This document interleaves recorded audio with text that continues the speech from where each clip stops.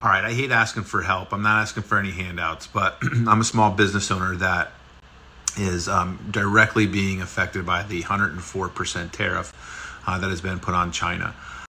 So we're talking about tariffs, China, and jobs. And essentially, this is a guy that says, I voted for Trump. You're putting me out of business. The tariffs, when he made this video just a few days ago, was 104. Now it's 145. So things are probably gotten worse for him. Let's see what he has to say about this. I import alloy wheels for cars, and I do somewhere in the neighborhood of 10 to 15 containers a year, which is a small business in regards to this industry. At 104%, I am absolutely going to implode and will not last 6 months. So with that said, I'm asking, is there anybody out there that has connections with manufacturing facilities, specifically alloy wheels, either in the United States or outside in these lesser tariffed countries like Mexico, Indonesia, Thailand, India? So he's talking about Mexico, Indonesia, Thailand, and India. So basically, he's looking to get stuff from wherever he can find to be the cheapest. And this is a typical business practice. It is what it is. This is sort of how our modern economy works. He's not even really that concerned if it's in the USA or not. And it's really fascinating because these people who vote for Trump are all about, let's bring back all the manufacturing to the USA. But then when it comes to your actual business practice, he's literally saying, hey, I need to find work, people doing the work, I guess you'd say it, in other countries so I can import it into the USA. And also to make it clear for those you don't know who love Trump and love his tariff and trade war, you're the one going to be paying for it, right? That tax is going to go into Trump's sovereign and Musk's sovereign wealth fund, and then they're going to funnel it to whatever things that they want to do. But you're paying for it. It's not China paying for it. You're paying for it. And this guy's probably now just figuring it out. I need to find another source. I've emailed a lot of these companies and cannot get a response. And I just don't know if it's because I'm a small business or what exactly it is. So if anybody's out there that can help or shed some light, maybe provide some information that would be helpful, I would really greatly appreciate it, because if not, it's just a small business here that's going to go under, and I'll be back to digging ditches again, which I'm not scared to do, but it's a little harder to do with a wife, 2 kids, and at 45 years old. So let me know if you guys have any suggestions. It's very much appreciated. So he said if he can't continue his business, he's going back to dig ditches. In fact, when he put out this video a few days ago, a lot of people started trolling the guy of like, you voted for Trump, you voted for this, and now you're out of work. He had hence made a response video, and he's replying to someone in particular that said, I love this for you. And I'll just say this, he's none too pleased, and I want you guys to see what he has to say now. I love this for you. I love this. Nice. I love this for you. I love to see you fail. I love to see your family be affected and hurt because you voted for Trump. Yeah, I voted for Trump. Absolutely. Did I know he was going to increase the tariffs? Yes, I did. However, I thought that the infrastructure would be set up prior for small business to come back to America and manufacture in America. So it's kind of weird because, I'm sure you guys can see all the problems with this guy's thinking. Right? In the first video, he's talking like, hey, I need to, bring in products for what he's talking about, Thailand, Indonesia, Mexico, etc. And now he's like, oh, when I voted for Trump, I thought he's going to bring back everything to the USA, but it doesn't seem like he's really that concerned about that. And also these kind of people, right, they're fine voting for Trump when it hurts others, right? They're all great with that. But when it comes to bite them, they're like, I didn't know I was going to hurt me. I just wanted to hurt other people. And that it's sort of why people are trolling him. I think you guys can see this as well. But I'm actually generally curious on this sort of thing because I think a lot of Trumpers are going to get bitten pretty hard from Trump's policy, be it tariffs or massive layoffs with Doge. I find it so strange, though, that you have any of these people, in the 99.9%, which is pretty much the rest of us that would do anything to support these billionaires that basically want to fire you, take your job, and send you back to the mines. And I'll show you when I talk about the mining stuff in a minute here, but let's watch some more of what this guy has to say. So to wish ill on someone and to love the fact that they're suffering, to love the fact that their family is being negatively affected because I didn't vote the same way that you did is it really is. It shouldn't matter. Anyone that enters my life, I'm going to judge you of who you are.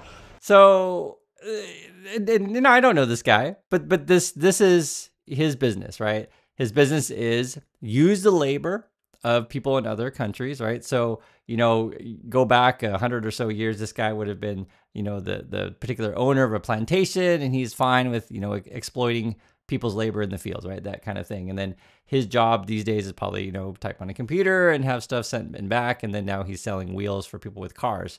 But this is sort of what I was talking about before. What's going to be the nature of U.S. work, and how do we think about labor as a whole? Oftentimes, these kind of people are disconnected from their actual full production process, right? It's invisible to them, and that's something that I like to mention with you guys. I talk about this stuff in my book.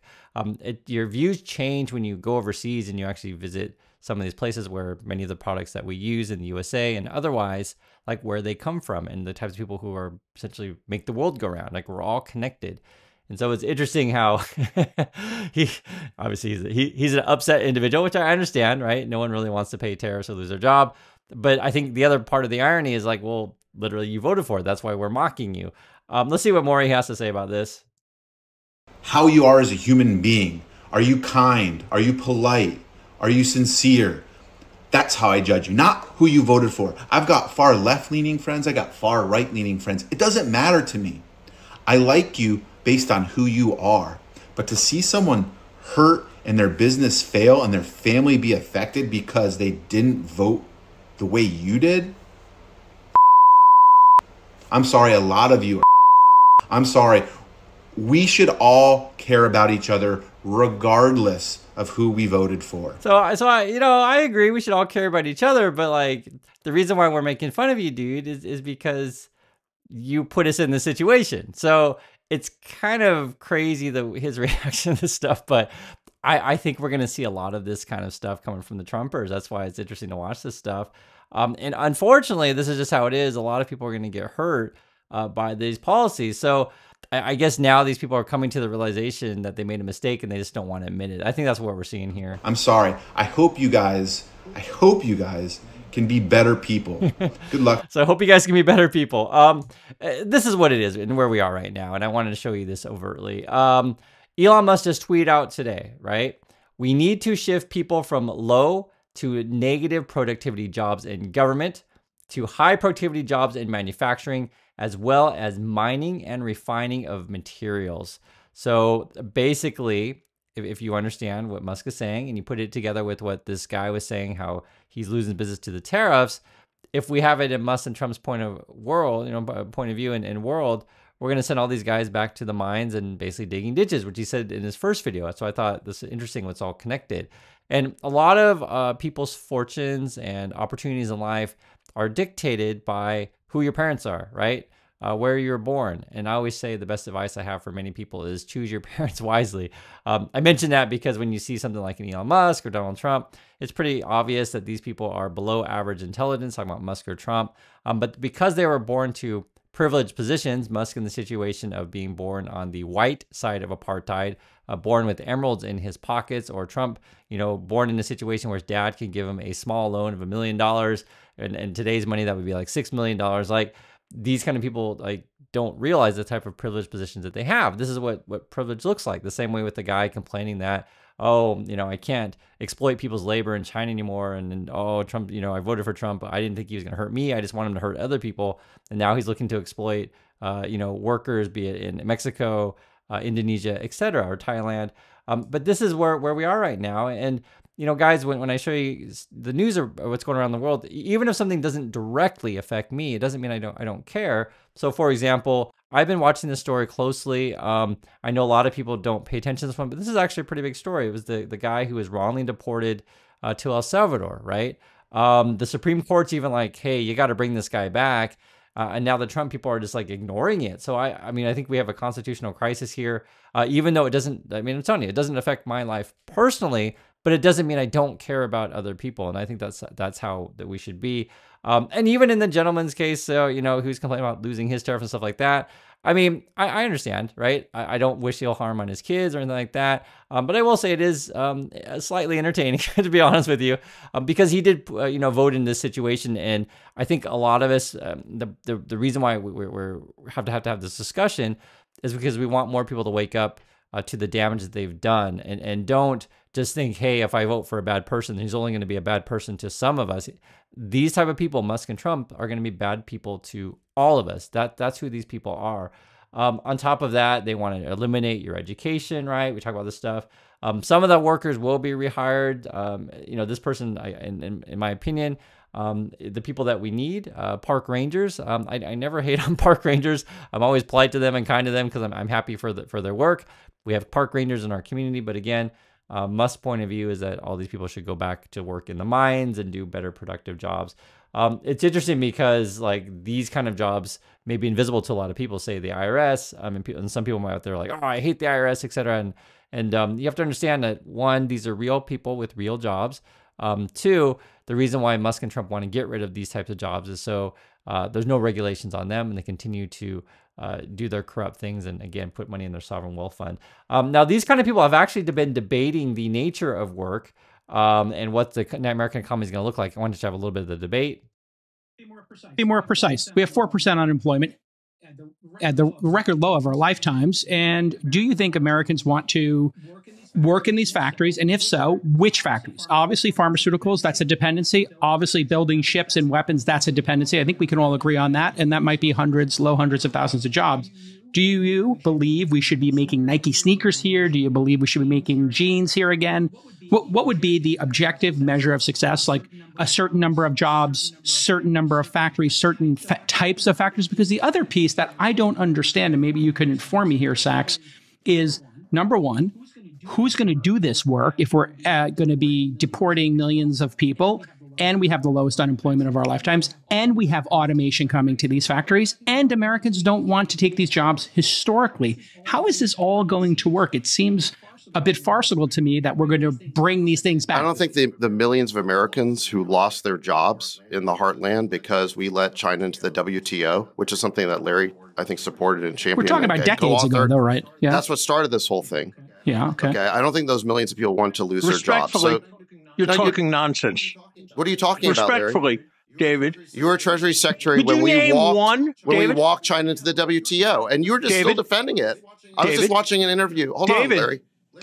Larry, you just did an interview with Neil Furman. This is a very, very contested situation here, because what it boils down to is what is the nature of the work in the USA and what's our relationship with other countries. So in this situation, I'm talking about the WTO. Do we trade with China or not? Basically, right? If we do, then many American companies move their factories to China. You guys know this. Then ultimately now we're moving factories to Vietnam and other places. And the idea, and it relates directly to the guy that you saw in the first part of the video, is we have Americans who basically, do work on computers, supply chains, etc. We're an information and, financial economy.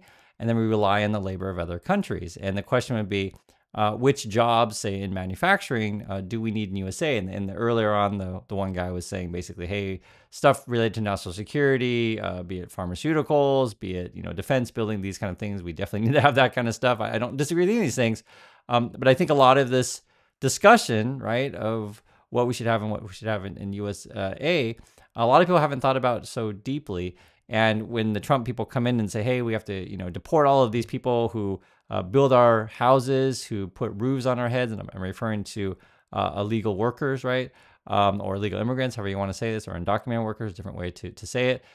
People who do our food, people who are in our meat packing factories, like it's a deeply connected society. And I think what you're seeing here, why people get so upset, be it different parts or levels of our economic system, is because again we're coming to terms of how do we think about how a society is put together. Now, I can tell you, I'll just give you a couple examples. If you go to a place like in India or China or Vietnam or wherever in these kind of parts of the world, you could argue there are two different countries in a sense of where you have a wide disparity between the wealthy elites and the working class, or the poor, if you want to say it that way, because it's a very, very wide disparity, right? And if for those who've ever been to China, and you know, I know some people in our community have, and I mentioned it before. I have not been to India myself, but I know it's a similar situation. Like you'll see, even though they're all the same country, but you'll just see like class disparity is massive. You know, the people who own the factory compared to the people who still work in the factory. And in the USA, like we've become, in a way, for many Americans, disconnected from other parts of the world and not seeing the full production process. And something that where people are alienated from, you know, the final products or where these products come from. And that's something I think it's always important to keep in mind, that there is human labor, you know, involved with this stuff, regardless if you see it or not. The thing is that what we're facing right now is an administration, I'm talking about the Trump people, to where they're completely disconnected from regular people's lives. So, you know, while we're setting tariffs and doing trade wars, what is Trump and their people doing? They're at UFC fighting for real. This is Trump. I know, seriously, like Trump took his cabinet, and not all the cabinet, but a lot of them, and they went to go UFC fighting. There's Musk coming off the plane. He's using his kid as a body shield. He carries his kid everywhere. Here they are at the UFC. Tulsi's there, Rubio's there, right, etc. But Patel is there, Kennedy's there, and a bunch of people are there. There they are again. This is Musk, and I'm the reason why I'm showing you guys this here is like, why are we looking at this stuff? Is I just want you to show you like how disconnected they are from solving the real problems in the country. Because yes, we do have real problems, right? We have a group of people that need jobs, which I completely understand. And the question is like, what do we do with these people? And also too, we're cutting education, which is kind of insane. And until people have an honest discussion about, you know, what is the nature of work, what do we do with our relationship of other countries, and like how do we think about the American system, where some of the people, and there's Musk and his UFC thing. I'm showing you guys this stuff because I just want you to see how disconnected these people are. This is what we refer to as a bread and circus. So basically, say in Roman times, if the, you know, the local people and the you know, regular citizens get upset, just throw them a gladiator games and get them talking about, oh yeah, I really want, you know, gladiator A to be gladiator B, right? And get them focused on things that aren't that important. And then and instead, you know, of focusing on things that are important, which we talk about all the time on this channel. And I know it's not fun to talk about, but it's real. I mean, I see it in the community. I see it, you know, when you know, we talk about this stuff. It's like people are worried about their jobs, and Musk and Trump don't really seem to be addressing it in a way that makes sense. They're messing with your pensions, these kind of things. I'm just showing you guys various things. It's like in the headlines every single day, and yet, you know, I guess Trump's answer is to go backwards in time and put you all back into the mines. So I find this stuff really concerning to me, the way that we're going. And, you know, to be fair, I'll offer you like a couple things that we should be talking about, in my opinion. One is, instead of lowering taxes for the wealthy, they should be paying fair taxes, right? That would do so much to help our Social Security, do so much to save our Medicare. It also save our infrastructure, which would also create jobs. The infrastructure in USA is really poor these days. You know, we could be improving transportation, education, and then with those kind of things, right? Being able to help people get to places where they can learn, and then help people learn, then we help, you know, society to improve our knowledge base, and so that we can all work together to have a solutions, and opposed to just, for many people, they put all of their hopes and dreams on just one or two people, be it Trump or Musk, thinking, oh, Trump, Musk, please save me because I'm not educated. I have no idea how the world works. I just want you to save me. And basically then Trump and Musk can go and con everyone, right? And unfortunately, though, in the USA, this idea of healthcare, education, or transportation being important, like the Musk and the Trumps and Republicans, they scare people. They're like, oh, you know, you should be afraid of public health care. It's all evil. And it's like, it's hard to talk about this stuff. And that's why I have to just show you like the most obvious messages that they put out there, which is, from Musk's point of view, this is their message of the day. We need to shift people from low to negative productivity jobs in government. So basically, you want to fire everyone in government, to high productivity jobs in manufacturing. And then they want you to go with something like mining or refining materials. So that's how Musk and Trump think about you, is they want you to basically go back to work in the mines, go back to work in manufacturing. And I'm saying, what is the nature of manufacturing? That's why that debate where they have that fight of like, do we really want to bring back these Nike shoes jobs and that kind of stuff in USA? And eventually, a lot of these type of jobs will be replaced by automation and robots. And then that's why you want to be talking about education, to where you're thinking about training our populace for the future and future jobs, right? Have better sources of energy, have better ways to manufacture food, all sorts of things. So I do appreciate your time, everyone, and I'll catch you all in the next video.